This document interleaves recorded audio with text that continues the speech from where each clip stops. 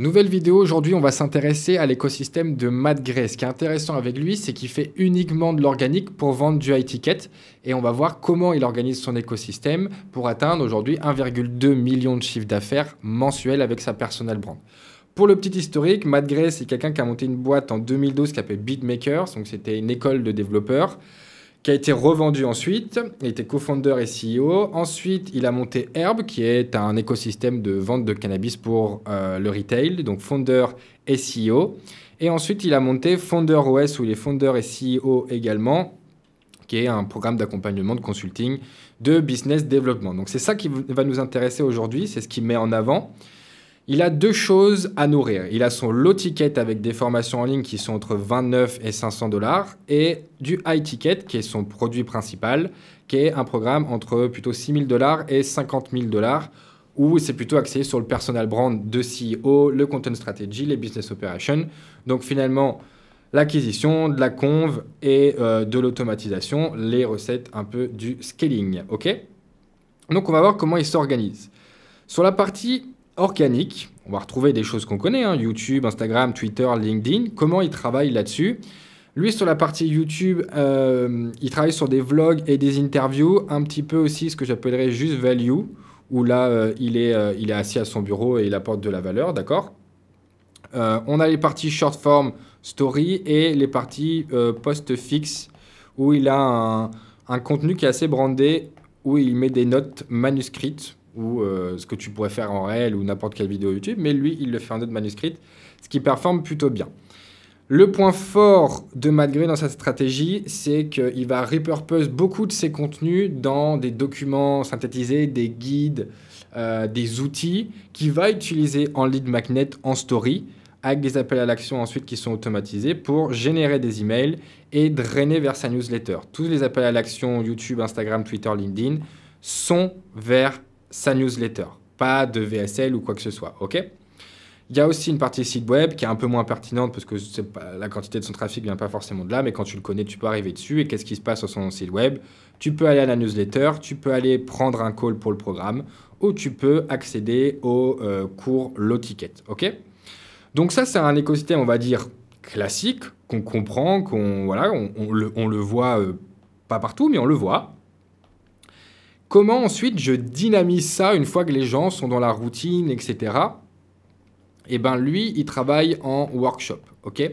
Donc, on pourrait parler webinaire, conférence, tout ce que tu veux, ok? Petite parenthèse, totale parenthèse, qui n'a rien à voir. Mais si on te dit que webinaire et VSL, c'est pas la même chose, on te ment, d'accord? Une VSL, c'est juste un webinaire plus court. C'est les mêmes structures, c'est les mêmes travails de la psychologie humaine qu'on est en train de faire dans un webinaire ou dans une VSL.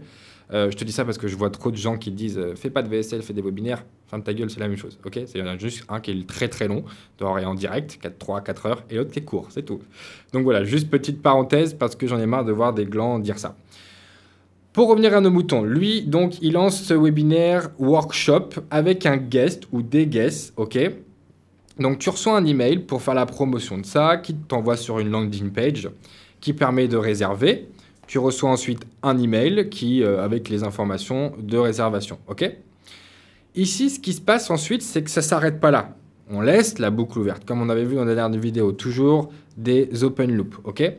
Et là, il te propose un questionnaire. Ce questionnaire, il peut avoir plusieurs avantages. Ça va être de récupérer des données personnelles, envoyer ça dans ton CRM, faire une segmentation qui est encore plus personnalisée et qui permet derrière de personnaliser soit le contenu organique ou même des campagnes ads. Donc, il y a cet intérêt numéro 1, mais on va regarder l'intérêt numéro 2 qui est juste à côté, après avoir répondu à ce questionnaire.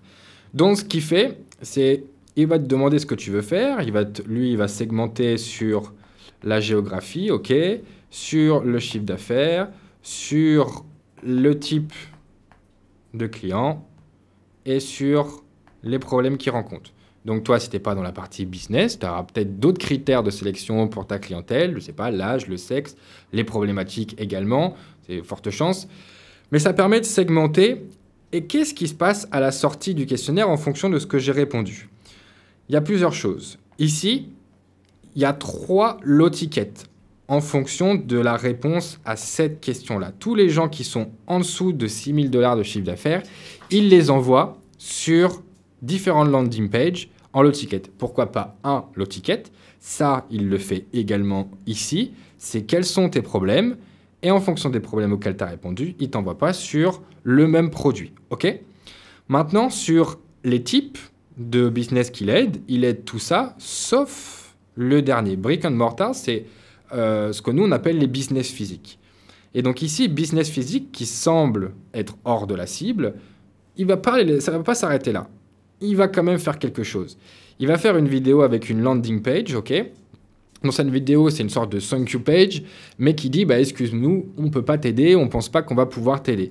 Mais bon, t'es quand même dans l'écosystème, tu t'es inscrit, tu as répondu au questionnaire, c'est que tu dois quand même être assez intéressé, même si tu es un business physique. Donc, ce que je te propose, c'est le programme qu'on fait, mais en mode light, Founder OS Lite, qui est à 500 balles. Donc, ça, c'est une technique pour commencer à rentabiliser ton webinaire ou ton live ou ton atelier ou ton workshop avant même de l'avoir tourné. D'accord? Tu vends du low ticket et tu vends du mid ticket. Maintenant, pour les personnes qui ont répondu correctement dans ces critères à lui, on l'envoie sur la page de rendez-vous calendrier. Tu te donnes tes infos. Thank you page. OK? Donc ici, toujours cette histoire d'open loop. On n'arrête pas à la thank you page. Il nous envoie sur une vidéo qui va venir plus en détail sur ce qui va se passer dans le programme pour donner de la valeur avant l'appel avec quelqu'un de son équipe. Et voilà, tu as un moyen et un écosystème ici pour, générer des leads ici, ensuite dynamiser ta génération de leads une fois que tu es dans la routine. À la sortie de ça, je peux optimiser en gagnant un peu d'argent avant mon workshop et en générant des leads même avant le workshop. Et on a un écosystème qui est pas dégueulasse. Voilà, j'espère que ça t'a plu. Je trouvais très intéressant de l'analyser. Si toi, tu as besoin d'aide pour automatiser ton acquisition, ton équipe de sales et vraiment te retirer de l'opérationnel de cette partie acquisition et génération de leads, on t'aide justement dans la construction de ton tunnel, écriture de VSL, copywriting, landing page. On fait tout pour toi et avec toi. Donc, si tu veux qu'on fasse ça, tu réserves un appel en description et puis on se retrouve dans une prochaine vidéo. Ciao!